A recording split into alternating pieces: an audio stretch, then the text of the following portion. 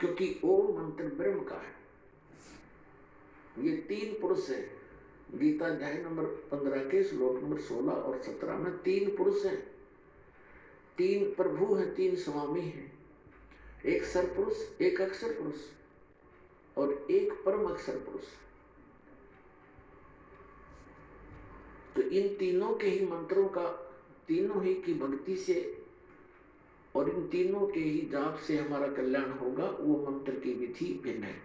तो इसमें क्या बताया है कि सरपुरुष जो है ये ब्रह्म है, अक्षर पुरुष वो परब्रह्म है, सरपुरुष ये ब्रह्म है जो गीता का ज्ञान श्री कृष्ण जी में प्रवेश करके बोल रहा है। ये 21 ब्रह्मांड का स्वामी है। 21 ब्रह्मांड, एक ब्रह्मांड में क्या है, जिस ब्रह्मांड में हम रह रहे हैं इसके अंदर ब्रह्मा विष्णु महेश ये 3 मंत्री हैं, 3 देव हैं जो यहाँ के प्रधान देवता हैं। जैसे एक स्टेट, एक प्रांत के अंदर मंत्री होते हैं और उनका कंट्रोलर मुख्यमंत्री होता है। तो इनका जो पिता है ब्रह्मा विष्णु महेश जी के पिता है सरपुरुष, जिसको जो गीता अध्याय नंबर 11 के श्लोक नंबर 32 में कहता है कि अर्जुन मैं काल हूं और सबका नाश करने के लिए अपरिवर्त हुआ हूं। ये श्री ब्रह्मा, श्री विष्णु, श्री शिव जी के पूज्य पिताजी हैं और दुर्गा इनकी माता है। ये सरपुरुष है और ये तीनों इसके पुत्र एक एक विभागीय मंत्री हैं। रजोगुण विभाग के ब्रह्मा जी, सतोगुण विभाग के विष्णु जी, तमोगुण विभाग के शंकर जी। और एक ब्रह्मांड के अंदर क्या है कि 14 लोक और 3 लोक ये अलग से, और ब्रह्मा विष्णु महेश 33 करोड़ देवता, 88,000 ऋषि और ये 14 लोक, ब्रह्मलोक आदि आदि।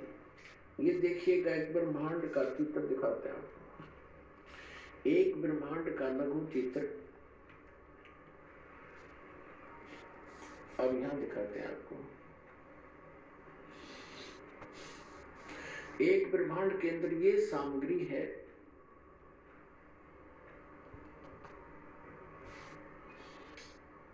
ये नीचे के पाताल लोक, तलातल, रसातल, सूतल, अतल, महातल, वितल, ये लोक, और ये पृथ्वी लोक, शिव जी का लोक, ब्रह्मा जी का लोक, विष्णु जी का लोक, ये धर्मराय का, ये स्वर्ग लोक और नरक इकट्ठा ही है। ये इंद्र का लोक, ये धर्मराय का लोक जो न्यायाधीश है उसका लोक, एक मानसरोवर है। ये है ब्रह्मलोक, ये ब्रह्मलोक है, इतना ये ब्रह्मलोक है। इस ब्रह्मांड के अंदर एक अलग से स्थान है। ये दुर्गा का लोक इस ब्रह्मलोक के अंदर ही बाहर एक समुद्र के टापू में है। एक टापू है समुद्र में। ये काल ने नकली सतलोक, महाइंद्र का द्वीप, नकली सतलोक, नकली अलखलोक, डुप्लीकेट अगमलोक और अनामी लोक की रचना कर रखी है। ये स्वयं ये 7 ये शपथपुरी है। ये 88,000 द्वीप है और ये यहाँ एक विशेष गुप्त स्थान है इस काल भगवान का। ये 3 स्थान बनाकर रहता है। एक रजोगुण प्रधान क्षेत्र है, एक सतोगुण प्रधान क्षेत्र है और एक तमोगुण प्रधान क्षेत्र है। इसमें ये स्वयं जब रहता है, दुर्गा इसकी पत्नी है, दुर्गा जी इसको यहाँ रखता है। जब ये इस रजोगुण प्रधान क्षेत्र में ये दोनों रहते हैं, ये पंचमुखी ब्रह्मा बन जाता है और अपनी पत्नी दुर्गा को सावित्री रूप में रखता है। इन दोनों के संयोग से जो पुत्र उत्पन्न होता है इन्हीं की शकल का बन जाता है, ब्रह्मा की शकल का।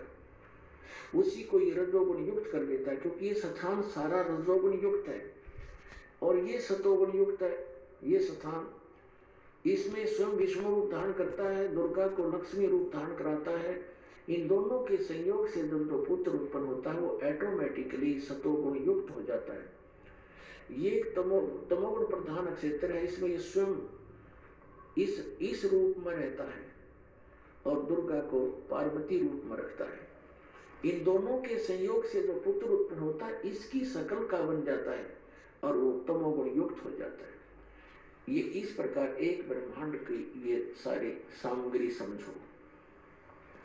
फिर इन तीनों पुत्रों को ये जो इसी की शकल के होते हैं इनको नीचे एक एक द्वीप दे देता है। इनकी राजधानियां भिन्न भिन्न है।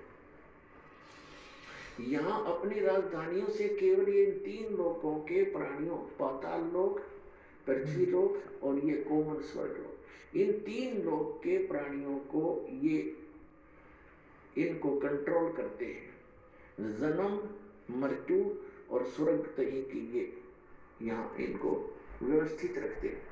इनके कर्माधार पर अपने रजोगुण क्षेत्र, तमोगुण क्षेत्र और सतोगुण प्रधान क्षेत्र कैसे होते हैं, जैसे